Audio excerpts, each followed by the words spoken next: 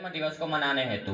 वैसे तो हम सब जानते हैं कि सरदार पटेल ने देश की 500 से ज़्यादा रियासतों को एकत्रित कर अखंड भारत के निर्माण में अपना अमिट योगदान दिया है, लेकिन क्या आप यह जानते हैं कि भारत के पहले गृह मंत्री होने के नाते देश में हुए बंटवारे के पश्चात होने वाली घटनाओं में हमारे लौह पुरुष का क्या योगदान रहा है, कैसे उन्होंने अपना राजनीतिक जीवन जिया और कैसे महात्मा गांधी के साथ उनके संबंध रहे, कैसे देश की बड़ी सबसे रियासत को भारतवर्ष के साथ जुड़ने के लिए सहमत किया।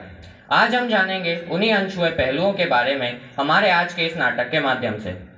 1947 के बंटवारे के पश्चात जब देश में हर कोई एक दूसरे के खून का प्यासा बन चुका था, तब सरदार पटेल को यह सूचना प्राप्त हुई कि निजामुद्दीन औलिया की दरगाह पर मुस्लिम समुदाय के लोग शरण लिए हुए हैं और उन पर किसी भी वक्त हमला हो सकता है। तब वह व्यक्तिगत रूप से वहां जाकर लोगों को सांत्वना प्रदान करते हैं। क्या देश के बंटवारे में हमारी गलती है? क्यों हमारे लोगों की हत्या की जा रही है? अगर उन्हें कुछ भी हुआ तो हम भी चुप नहीं बैठेंगे। तो चलो अच्छा है, मेरे किसी एक भाई ने तो अपना गुस्सा थूका। मैं समझ सकता हूँ कि आप लोगों पर क्या बीत रही होगी। मैं आपको आश्वासन देना चाहता हूँ कि आपके साथ में किसी प्रकार की जोर जबरदस्ती नहीं होगी।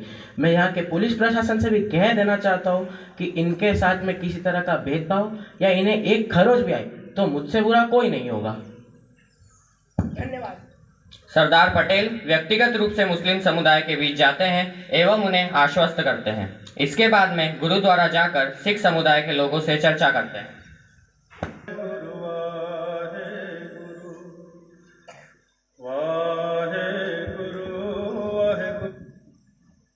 अस्सी चुप नहीं बैठांगे। पश्चिम से आने वाली गड्डियों में सबसे ज्यादा लाशें हमारे सिख भाई बहनों की है। देखिए, सरदार तो बहादुरी की कौम है। इस तरह बच्चे, बूढ़े और औरतों को मारना आपको शोभा नहीं देता। मैं आपसे हाथ जोड़कर विनती करता हूँ, ये कत्लेआम तुरंत रोक दो। लेकिन ऐसा काम पाकिस्तान भी तो करे। वे तो हर रोज रेलगड्डियों में हमारे लोगों की लाशें भेज रहे हैं। देखिए, आप कहेंगे तो हम पाकिस्तान से युद्ध भी लड़ लेंगे, पर फिलहाल हमें हमारे लोगों की ज़्यादा चिंता है। आप कम से कम एक हफ्ता तो रुकिए। अगर तब भी हालात जस के तस रहे तो मैं आपको नहीं रोकूंगा। ठीक है जी, चलो भाइयों चलो। इस तरह सरदार ने दोनों समुदायों से बात करके देश में हो रहे कत्लेआम को बंद करवाने में सफलता हासिल की। परंतु एक वक्त ऐसा भी था जब सरदार पटेल के पंडित नेहरू के साथ रिश्ते खराब होने लगे और उन्होंने अपने पद से त्याग पत्र देकर सरकार छोड़ने का प्रस्ताव बापू के सामने रखा।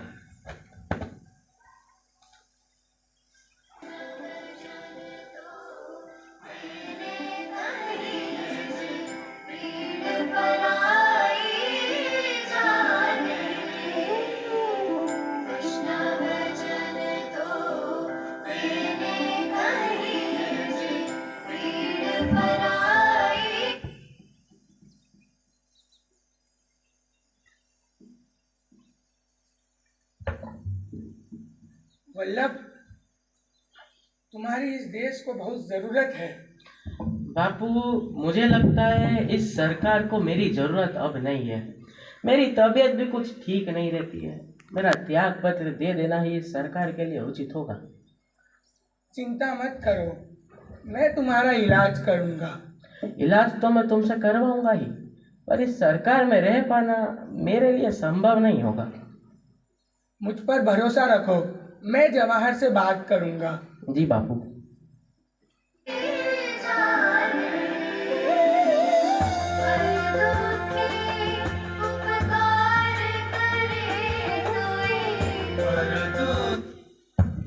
सरदार पटेल ही थे जिन्होंने आजादी के पश्चात सोमनाथ मंदिर के पुनर्निर्माण की बात की थी।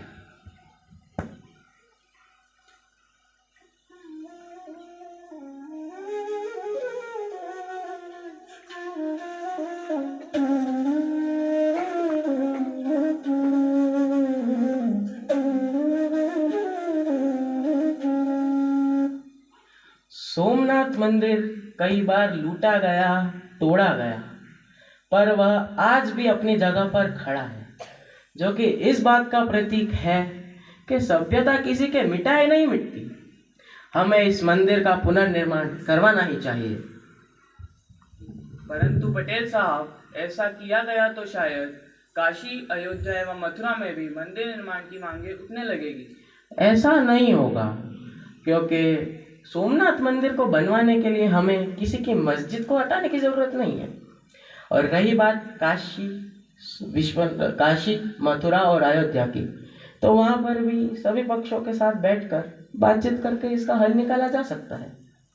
मुझे पूरा भरोसा है इस देश के लोगों पर, ये हमारी भावनाओं का सम्मान करेंगे। तो जैसा कि आपने अभी देखा, सरदार पटेल के 4 अलग अलग रूप, जहां पर न केवल उन्होंने देश की अखंडता एवं देश में भाईचारे को स्थापित करने हेतु अपना सर्वोच्च योगदान दिया, वे देश के विकास, अखंडता के साथ ही सांस्कृतिक धरोहर को सुरक्षित रखने में भी अपनी रुचि रखते थे। हमें गर्व है कि हमारे भारतवर्ष के इतिहास में हमने इतने महान व्यक्तित्व को हमारे गृह मंत्री के रूप में देखा है।